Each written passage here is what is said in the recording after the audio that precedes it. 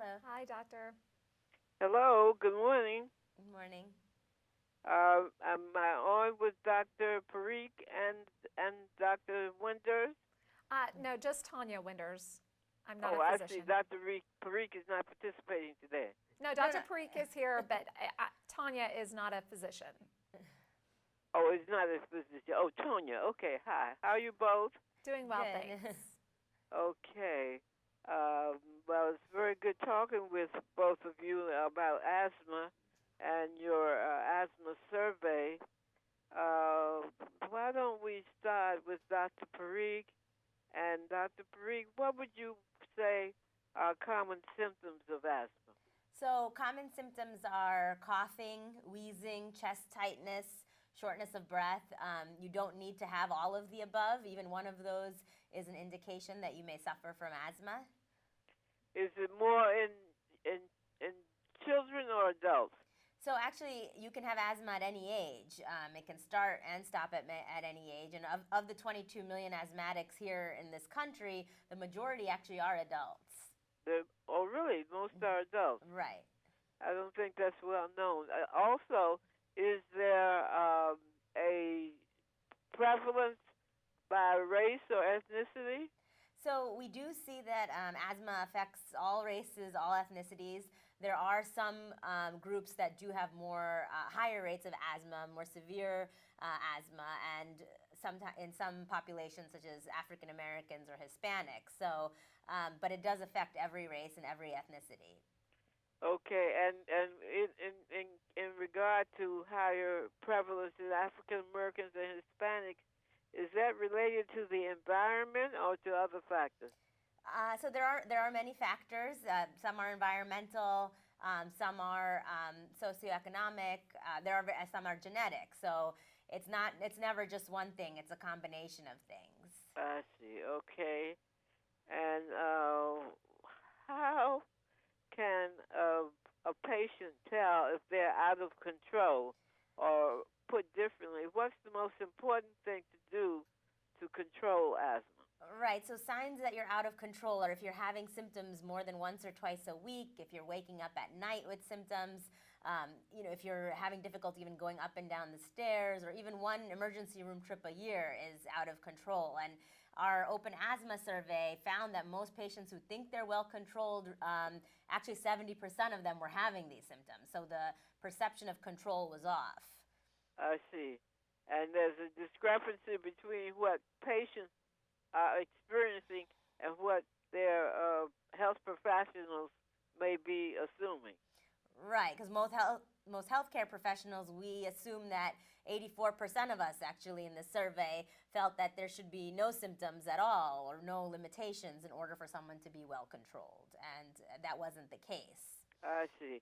All right. And let me ask now, Tanya, if you can tell us what some symptoms are that affect the daily lives of patients. Well, at Allergy and Asthma Network, we literally get hundreds of calls each and every week. And what we hear from families is that while they think at first glance that they're doing well, when you dig a little deeper or ask better questions, what you find is that they're, again, living with more symptoms and certainly with more limitations. So they're missing school or work, they're not able to exercise as they would like, or they're not able to even do simple things like household chores or play outdoors with their children. And so when you ask these questions and you begin to get that better understanding and you help the patient begin to recognize how this disease is impacting their lives, it's sort of like a light bulb moment for them. I see. All right. And do most patients simply accept those symptoms, or do they reach out for help? They do. I think many patients sort of downplay or underscore these symptoms, and they're reluctant to always be totally forthcoming or outright with their physician during the course of those visits. And so that's one of the reasons why we did the open asthma survey. And again, in our findings, what we found is that there are certain things that patients remember happening in the routine care visit versus the healthcare provider. Yes. Okay. So you say patients usually focus on the healthcare provider? Well, I think that what we are trying to do is educate and inform patients so that when they're meeting with their healthcare provider, they come with a game plan. So they come to the visit knowing what their symptoms have been, what some of the limitations that they've encountered, some of the issues perhaps with medication, and that they're having a more effective dialogue with healthcare providers.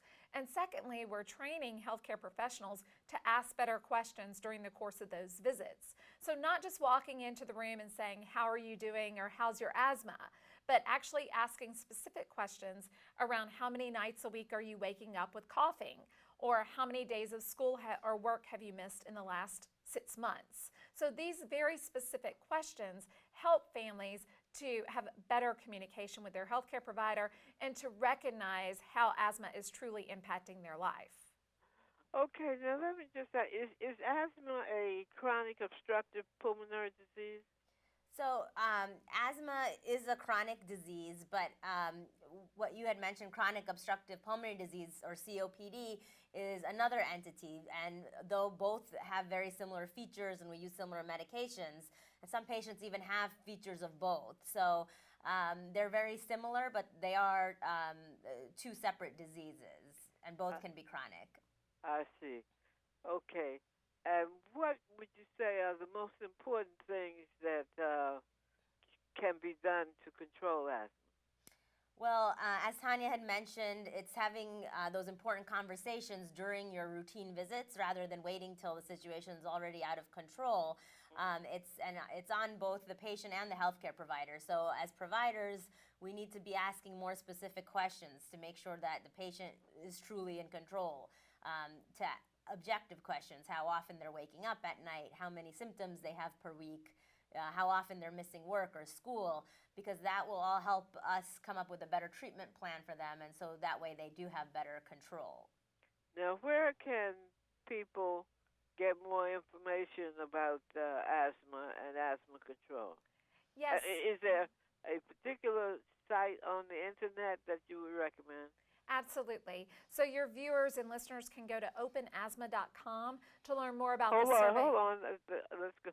Openasthma.com. Yes, open, OPEN, asthma.com. One word. Yes, ma'am. Okay. Yes, and there you can learn more about the survey results as well as some of the helpful tips on having those more effective communications and engagements between patient and healthcare provider or doctor. Okay, that was very helpful. I wanted to be sure that our audience got that information for those who want to know more about asthma. It has certainly been good talking with both of you, and in fact, I look forward to talking with you further about the network. Thank you so much for having us. Thank you. Okay, have a good day. You too. You too. Bye-bye.